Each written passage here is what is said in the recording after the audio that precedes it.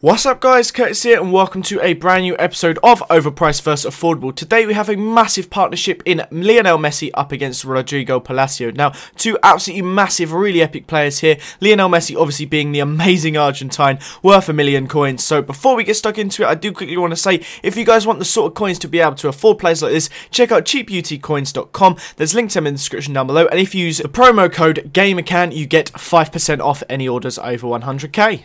One more quick thing before we kick it off as well, guys. If you have any more suggestions for players you'd like to see me do in this series, drop a comment down below with that player. Thumb up anyone you like the look of. Just remember as well, the players have to be similar. They have to be in a similar nationality or league. And one of them has to be really expensive and one of them has to be really cheap. So without further ado, let's kick this off with the cost. At the time of recording, Messi costs around 1.23 million coins. It's very likely to go up and down as the FIFA goes on. Costs are very hard to predict as the year goes on. But at the time of recording, that is what the cheapest one on the market was. Palacio costs a very affordable 950 coins, and that is not likely to change.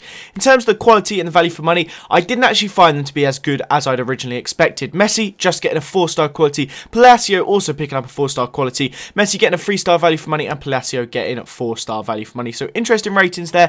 For me, I struggled for my first 4 or 5 games. I played 11 games with them, but it was only the second half of them that they were actually any good. The first half, I really struggled to get in a mindset of using 2 short players. That is one thing I just struggled massively. Now, I think if I'd used them with a taller striker, it might have been a completely different story. But using 2 tiny, quick players up front together, I just really struggled to actually get some good build-up play with them and actually get the balls through to them. Now, as you can see here, I was trying to cross it in just a little bit too often. And occasionally it was actually coming off because headers are disgustingly OP this year for no reason whatsoever. But in terms of just general gameplay, I really did struggle to actually get the goals with them. Now, I did end up picking up 10 goals in 11 with Messi and 8 in 11 for Palacio. So in the end, it wasn't too horrendous together. They were basically like combining for a goal and a half a game. So you can't complain about that. But at the end of the day, it just wasn't really good enough. I needed to be picking up more goals than what I actually was. And there was some games where they absolutely ripped into the other team. Like this one here, as you can see, we were 4-1 up. And a lovely finish there from Palacio made it 5. So there were some games where we absolutely dominated them and this it just worked.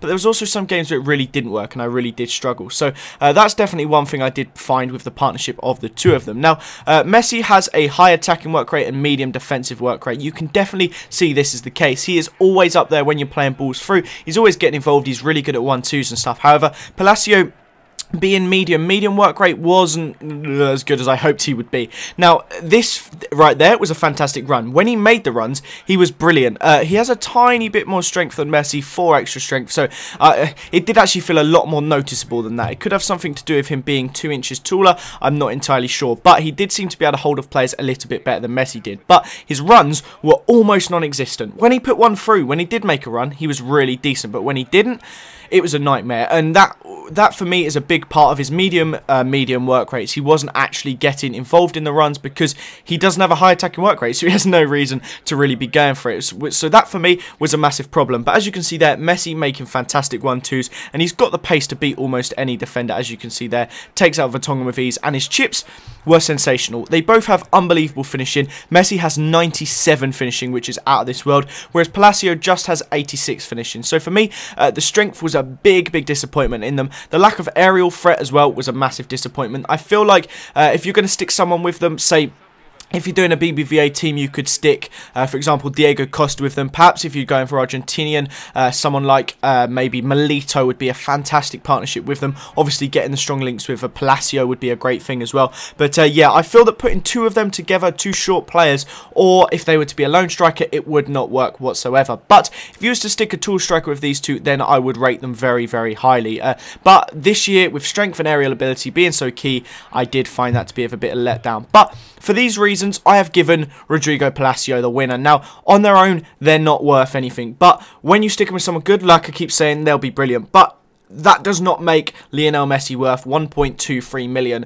If you cannot do a job by yourself, you are not worth that money. So for that reason, Rodrigo Palacio takes the win for this episode. Thank you very much for watching this episode, guys. Please leave a like if you enjoyed it. Subscribe to this channel if you're new around here. Thanks again for watching. Have a nice day, and I'll see you guys next time. Bye-bye.